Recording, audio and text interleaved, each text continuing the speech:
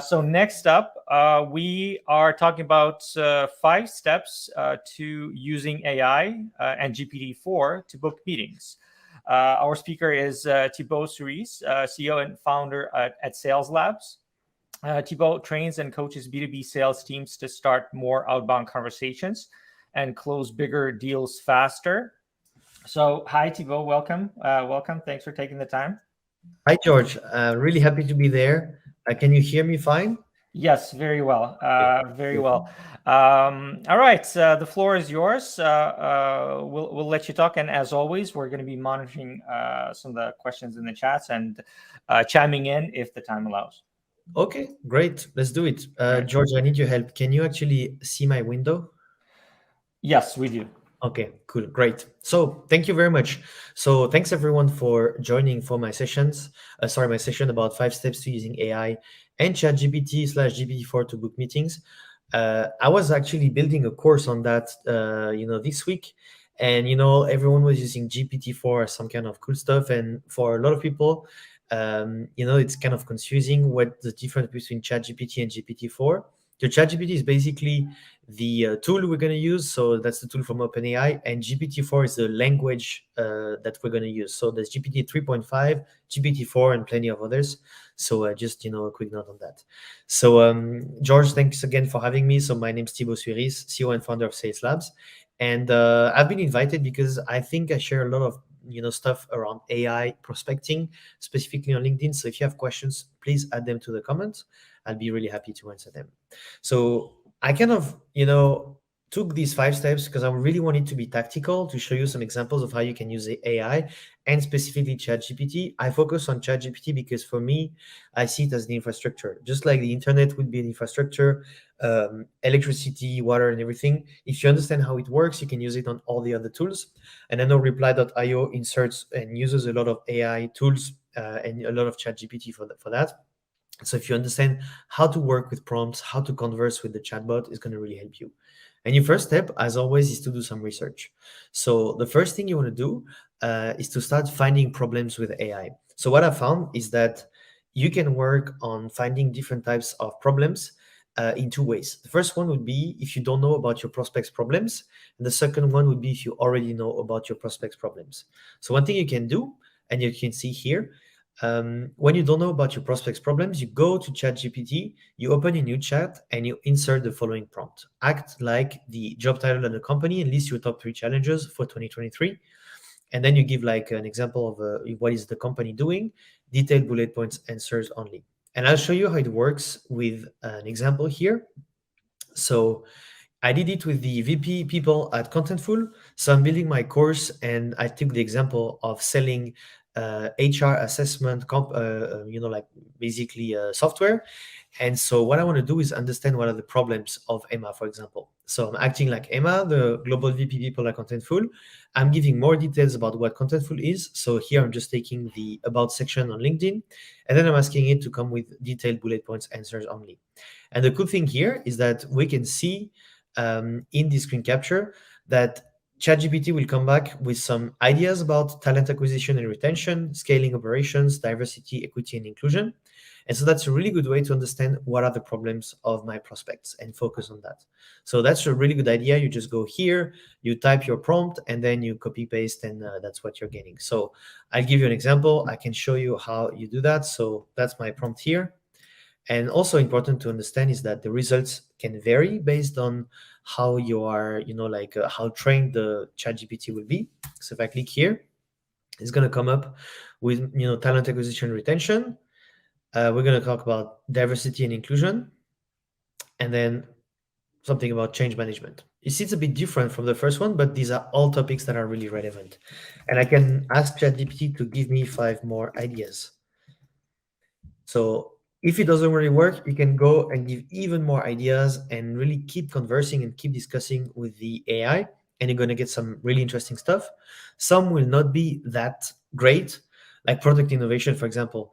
It's not super relevant to a VP of people, but that's really the idea, is that you're not going to ask ChatGPT to go and replace you. You're just going to use it for brainstorming. So that's really an idea of how you can use that. Another way you can do it is finding symptoms with AI. So here, as we can see, we have in our first thing, we have like problems, and you can see the problems are interesting, but they're a bit generic. So for example, if I go back here, diversity, equity, and inclusion. So here it's starting to talk and tell me head contentful. We believe that blah, blah, blah, blah. It's a bit like wordy, not that great. So what I'm going to do is take this prompt here that we have here, and I'm going to ask to find symptoms of the problems we can have here. So give me 3 symptoms of problems you're trying to solve for each challenge. So I go back here, I have all my challenges, and now ChatGPT will come back with symptoms of this specific problem. So talent acquisition and retention. Here you have a symptom, which would be the difficulty finding and hiring skilled professionals, high employee turnover, lack of diversity in the workforce. And this is really interesting because if I go and I reach out to someone and say, hey, do you experience talent acquisition and retention issues? It's a bit generic and you're not going to get replies. But if I go and I say, hey, how are you avoiding difficulties in finding and hiring skilled professional, high employee turnover, and lack of diversity in the workforce? That's a lot more precise. And so you can go ask even more precision and go in more details, but that's really how you can work with the research part of prospecting. If you have any question again, drop them in the comment. I'll be happy to answer them. So now let's talk about finding personalization elements with AI. That's another way of researching, which is really interesting. So if I go at Emma's profile here, there's, let me just find that on LinkedIn. So we go on LinkedIn. I'm going to go to Emma Tate. So what I found is, scrolling through like a profile can be really long. There's a lot of data, it's just kind of not something I love doing. So I can click on Save PDF. It's going to download the resume in PDF. It's lovely, a lot of details, but no one has time to go through that. What I'm going to do is use this prompt here to go and find details about the personalization elements. So we're going to go here. Let me find that. I'm taking this specific prompt. Let's go here. And then up we go here, and I'm saying, here's the LinkedIn profile of a prospect. I'm trying to get this prospect to reply to my outreach messages, and I need to mention an element of their profile that is relevant to problems I solve. The problems I solved are hiring the wrong people, problem 2, problem 3. Now find me 5 elements from this resume that I could mention to catch their attention. Here's the resume. And here what I'm doing is just copy pasting without worrying too much about, like the formatting, because it's not that important here. So let me just find that. I don't remember how to do that, but I have all the data here. Yeah. So just scrolling up, we have all this data. Put that here. Don't need to worry about formatting. And now what it's going to do is going to give me some ideas of things I can mention. So Igma states extensive experience in HR, including organization, in my work from Meta. So I can work on these things. And again, if it's not that great, I can ask it for more ideas. I can be more precise about the problem we solve, be more precise about the typical issues they're having. But that's a really good idea to do some research and get some ideas. Again, questions, drop them in the comment. I'll take some time at the end to answer. Step 2 is to build a sequence. This one is very simple. You don't really need anything around AI for that. You just need to work and understand important points about sequences. The first one is that outreach sequences have one goal: to get a reply. You're not trying to sell something. You're not trying to set a meeting. You're just trying to start a conversation. And for that, one thing that works really well is to work with one problem per touch point, one resource per touch point, and one call to action per touch point. What I mean by one problem is, if you go and you try to start conversation with your prospects by telling about your features and how you're the best, it's not going to work really well. But if you go and you say, hey, do you have this specific problem? Because if you do, I have a specific resource, a checklist, something to help you solve it, then we should talk. Sounds interesting, and that's your call to action. And so to build your sequence, you can do it this way. You actually want to build the core structure of your outreach sequence, touch point, and channels, because it helps you build the prospecting routine and get more replies. And reply.io, I know they're working like that with sequences. That's a tool that really helps you do that. You're going to start with defining how many touch points you want to use, name the steps, define a channel for each touch point, define a media for each touch point, and define a cadence between each touch point. So here we go. We have the 6 touch points of my sequence: their name, what's the channel, LinkedIn, email, or phone, what's the media, a connection request, is it a text, is it audio, is it video, and what's the cadence, how many days between each touch point should I let before following up. And so that's really how you can build a sequence. Super simple, but 80% of people don't do it, and then they end up not having good replies. Step 3 will be to craft your messages. And so here we have different types of messages we can craft, but what I really like to do is, instead of going and saying something like, build me an outreach message. So if we go here and I say, build a cold outreach message to sell a sales engagement platform. If you go and type that, the result will be really crap. So, hello, I hope this message finds you well, blah, blah, blah. It's super long, it's super generic, it's super boring. So here you go. If you receive that, I'm sorry, but most of us will not reply. So what you can do whenever you are trying to get these messages is to go and train the AI on how to make it work. So you're going to pick a messaging framework that works for you. So you can go reply.io. They have tons of blog posts about that. You're going to go to ChatGPT and you're going to train the AI on what a good message looks like. So I'd like to build a 9 touch points outbound sequence in order to get a prospect to reply to my prospecting.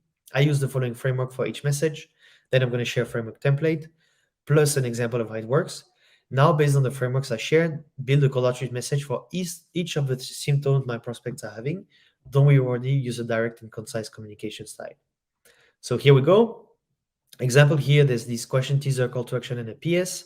So I'm doing exactly what I said. I'm detailing what is a question, what is a teaser, what is a CTA, what is a PS, giving an example. And now I'm saying all these symptoms are things I typically train or typically help my prospects to solve.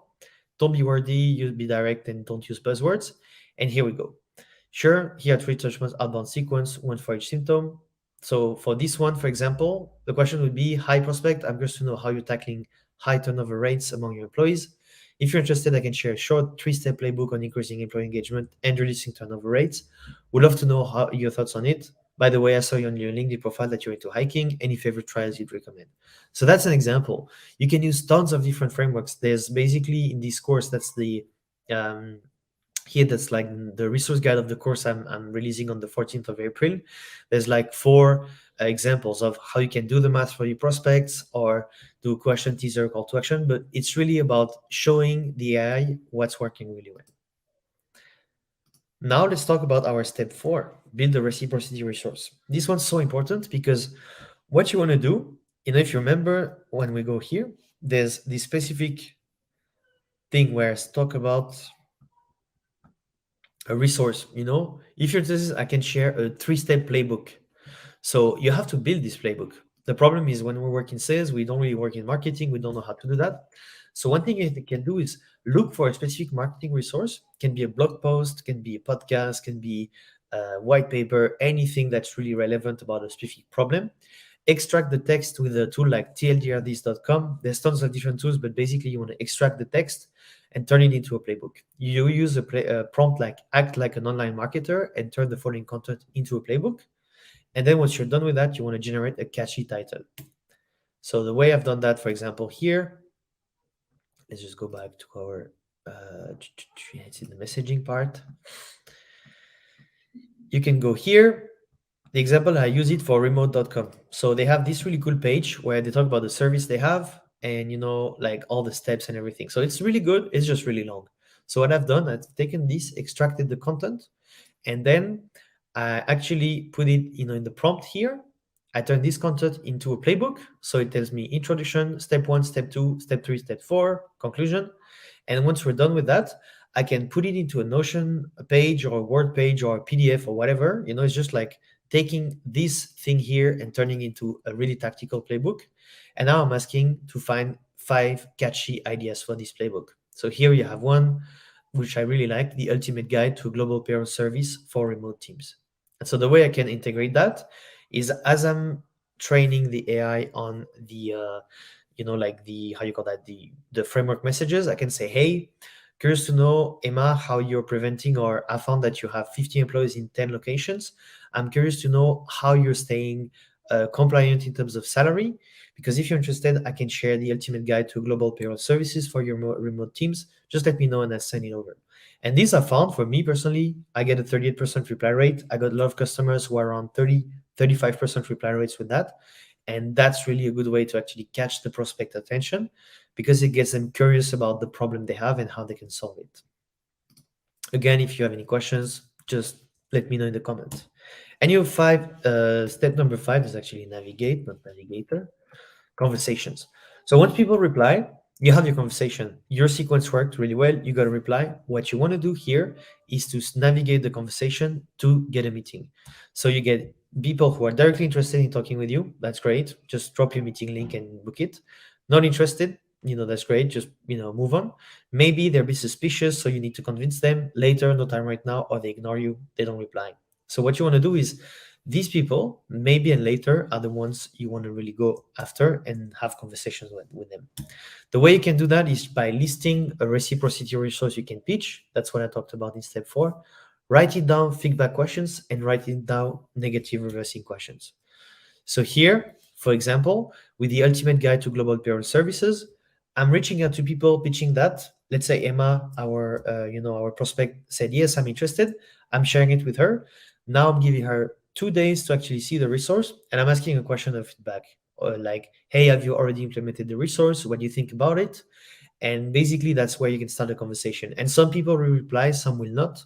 But whenever they reply, often it's like to say, "Hey, actually didn't have the time," or "I shared it with my team and they're going to start implementing it."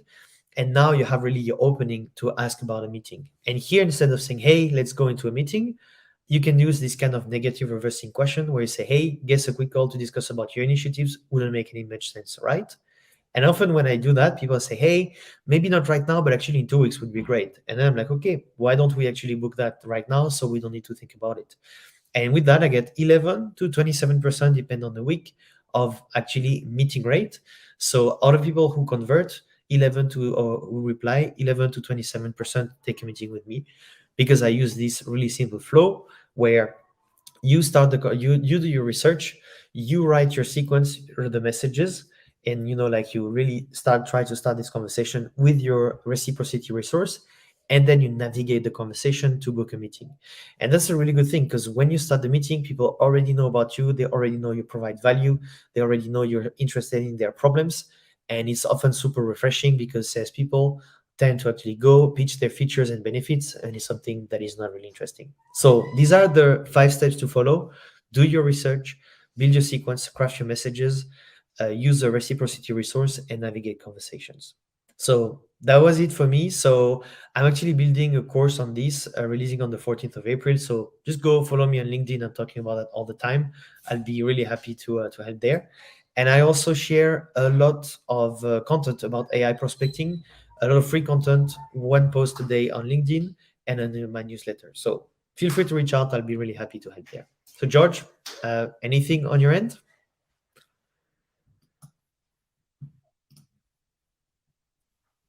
Hi, Thibaut. I'll jump Hey, in. Hey, Alex. yeah, we switch back and forth. So, Yeah. by the way, thank you for the presentation. It was so many. I feel like the audience was kind of mesmerized by it. There weren't many questions because I think everyone was like trying to, okay, so many things to know. So there was a question: will you be able to share a presentation, or do you have that put together? Because I think you were sharing multiple tabs, right? Yeah, I can share the presentation, so I can send it with you, the PDF, and I'll share it, no problem. Yeah. Perfect. Yeah, because indeed, I feel like everyone, because there was a lot of info, a lot of practical info, and a lot of details. Yeah. So me, definitely, I'm gonna need to do a rewatch and then go through it. But then so many it's really fascinating. What I was thinking about is that how the process of generating email copy and outreach sequences, how it has changed. It's Yeah. still there. It still requires a lot of activities from SDR, sales rep, whoever, but the things that you do have changed. You don't need to come up with these things anymore, but you need to give the right framework to AI, and it's going to generate that for you. All those examples that you gave about symptoms, problems, and then kind of questions to ask as well. Yeah, yeah, that's really important here. It's the problem with AI is that people, often they heard about these. Even my grandfather, he's like 82 years old, talked to me about AI. So he only speaks French, and he speaks French with like a really strong South of French accent. He's like, "Oh, well, how do you think it's gonna change?" And I'm like, "Yeah, I mean." So I didn't go and start talking about my framework, but I said it's gonna change a lot of things for people who know how to use it. But it's not just there. You put ChatGPT and then you don't need to prospect or do anything. You have to really learn how to use it properly. And I always like to say, salespeople who use AI will replace salespeople who don't. It's not AI who will replace salespeople, or maybe not yet. So it's really just about training it properly, knowing how to use it, and showing it, what's a good thing, and leveraging it for efficiency. So that's really how it works. I also have a guys. Can you hear me? Yeah. Yeah. Apologies, I did not click the most important button before speaking. First of all, this was amazing. This is like pure gold for salespeople, and this seems like a natural extension of our previous panel where we talked about, hey guys, you have to learn to use prompts, right? And this was like step-by-step practical implementation. Like these are the prompts. Like it was amazing, especially around what was it, like even for myself, the symptoms I've never done it myself, I'll be honest. So I'll start doing this myself, just to ask ChatGPT not to just generate me stuff, but break down the symptoms first, and then it's so much more kind of tailored and just nailing it on the head, as opposed to just sending them generic stuff. So this was amazing. I have a question more like for myself, to be honest, but Yeah. In your what do you call it, in this kind of little course, which, Mhm. by the way, a quick plug, I'll remind people, 14th of April, Thibaut is going to release his course. Be sure to check it out. But you were talking about getting from cold to then having a conversation. Do you have any Yeah. thoughts on or comments on the situation that most of us are dreading the most, where especially SDR professionals, where you get to that point and then it goes silent for a while, and there seems to be some initial engagement and interest, and then they go silent. Like, and then do we go back to all kind of the old ways Mhm. of, hey, and trying to engage with them? And if so, what are the tips using AI to make that a Yeah. little bit more to stand out a little bit more? Uh-huh. So I mean, there's different ways. What I found is in a lot of cases, when I start this conversation, you share that with people and they don't really come back with you, and that's okay. So I don't really try and chase them and get them back. But one thing where AI can be used for salespeople in a way, or to do something that they couldn't really do, is to create some regular content. So I'm not talking, you can talk about LinkedIn, for example, but is making sure that instead of when I started working with LinkedIn, it took me a lot of time to understand how it works, how to create content. It still takes me quite some time, but now it's better because I use the AI, for example. So one thing you could do is talk regularly about a specific topic, and you can talk about that into a podcast or recording, and then you can feed the transcript of this recording into ChatGPT and ask it to turn it into a newsletter, for example. And that's a really simple way to do that. And then you can share this newsletter on a regular basis, and share extracts of the newsletter once in a while on your LinkedIn, and then people will sign up to the newsletter. And what you see is, as you create content, people who actually saw and consumed your content before, your kind of like resource you shared, they'll be able to see that and be like, okay, I'm thinking about Thibaut as the AI prospecting guy, or I'm thinking about Emma as the HR AI prospecting or HR stuff person, and they won't need you right now, but when they need you, they're going to come back to you. So what I see all the time with this thing is, I share these resources and people are like, yeah, great, and then they ghost me, and a few months later they're like, hey, I got this very specific problem and I thought about you because I think that you can help there. So that's a way they can do that.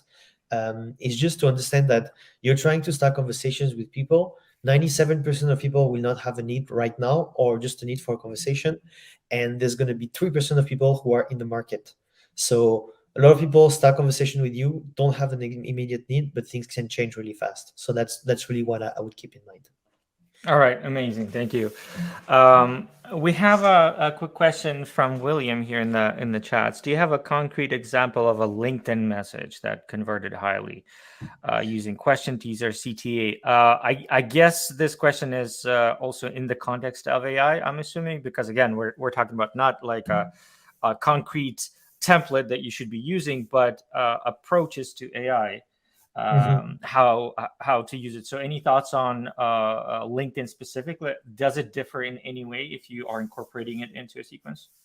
So I can show you a framework. It doesn't really differentiate so much between email and LinkedIn, except on email you have to find a subject line.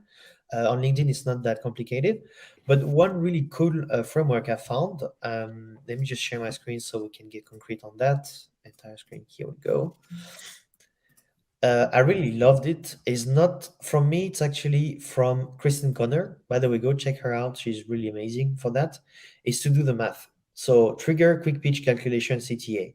So one thing I found is that when you are really concrete with the problems of people are having, you're gonna be really having some great results. So one would be, hey, the reason for reaching out, better if you have a number, yeah. So that's short explanation of the quantified impact your solution provides, back of napkin calculation, ask for interest. So an example would be, hey, Mary, let's imagine we're selling an HR assessment software. My wife is working for a company that it does that. So, that's why I actually started doing this. So HR assessment is basically replacing resumes. And the great thing it does is that with these kind of tests, you're able to have less people who are misfits or mishires. And so typically what you see was when you hire someone the wrong way, it's going to cost you, 30 to 50K. So here I would say, Mary, notice you have over 50 open positions on your job portal. We help tech scale up, reduce their new employee churn to from 30% to 10% or less. Let me just like this actually. With a typical cost of mishire around 30K per employee, this would mean going from 15 mishires to 5, resulting in 30K, 300K saved. Worth a chat? So that's a really cool way to start. It's a cool framework that works really well because you're doing the math for your prospects, you're helping them understand the size of the problem. And if it's a problem for them, if you're trying to hire 50 people, there's going to be a big amount of these people who will potentially not be a fit. And hiring someone for 6 months in Europe is going to cost you a ton of money for hiring the person, paying the recruiter the hiring fee, paying the salary of these people, paying the seats and everything, and then to realize that they're going to leave and cost you basically 300K. So that's a really good way to get some replies. Yeah, perfect. Amazing. Yeah, I don't think I have any more questions. I just had one comment. We have a bunch of people from our marketing department kind of listening in the background. If we are not already planning this, based on Thibaut's advice, we should make it into like the whole content, just transcribe it and make it into a newsletter. Just to show people that are joining like the practical implementation. Like this is what the content of this event being transcribed and made into some sort of digestible written format. This is what it looks like, which again, I'm pretty sure marketing is already planning that. Alex, do you have any questions on your end? No, I think I'm all set. Okay, then. Again, Thibaut, amazing session as always. We love having you on these webinars. So thanks for taking the time. And yeah, I think we're good to move on to a little break now. Thank you so much, George and Alex. It was really cool to share my thoughts here. Thank you. Thanks a lot. Bye.